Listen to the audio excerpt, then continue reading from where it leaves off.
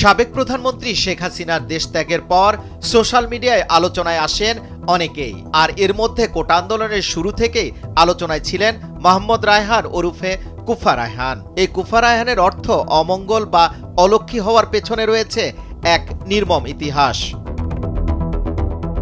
মূলত আর্জেন্টিনা দলকে সাপোর্ট করেই এই কুফা টাইটেল যোগ হয় তার নামের সাথে।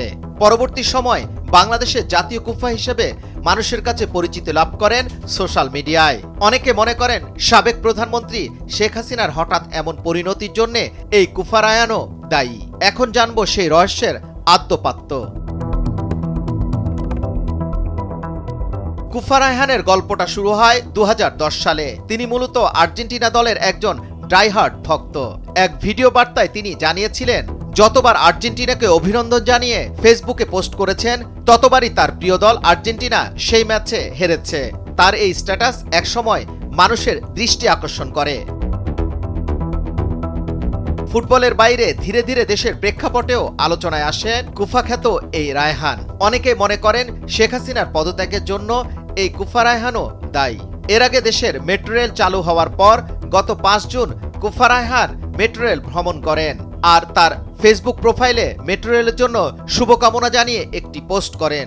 তখন অনেকে মনে করেন তার এই কুফা হয়তো আর কাজে লাগবে না। কিন্তু কোটা আন্দোলনে মিরপুর 10-এ মেট্রো রেল স্টেশন জনতার আক্রমণের পরই ফের তুমুল আলোচনায় আসেন কুফা রায়হান। তার কুফার যে তীব্রতা সেটাকে সবাই এখন নিরেট বাস্তবতা বলে ধরে নিয়েছেন। বিনোদনের উদ্দেশ্যে শুধু আমি শুভকামনা দিয়েছিলাম, আমি কখনোই ভাবি নাই যে মেট্রো রেল এভাবে ধ্বংস হয়ে যাবে। এরপর থেকে রায়হান তার অপছন্দের বিভিন্ন ব্যক্তি ও সংগঠন নিয়ে সোশ্যাল মিডিয়ায় শুভকামনা দেওয়া শুরু করেন।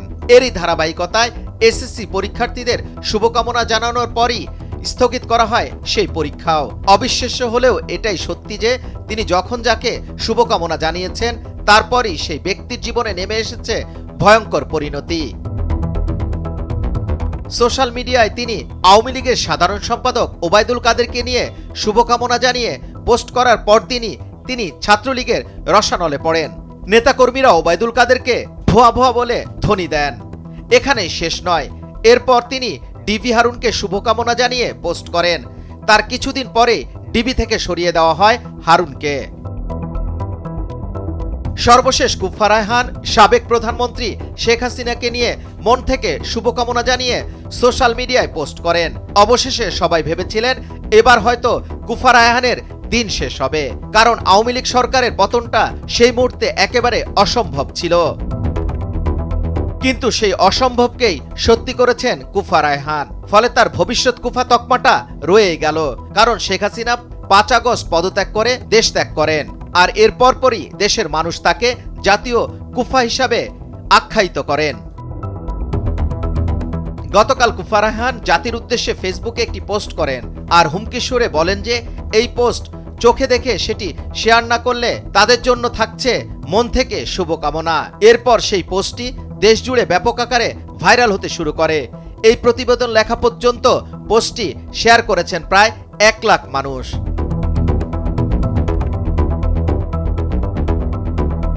যুবরাজ ফয়সাল, ভোরের কাগজ, ঢাকা।